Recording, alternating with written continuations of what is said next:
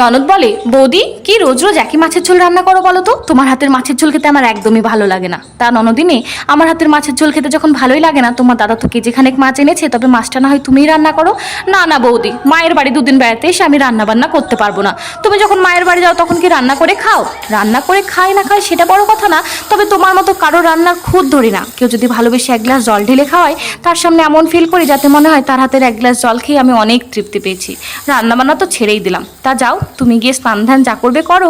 দেখছি যদি তোমার রুচির মতো মাছ রান্না করতে পারি তবে না হয় খেতে ডাকবো, না ডাকলে ভাবে রান্না ভালো হয়নি, ডাল দিয়েই না হয় খেয়ে নিও।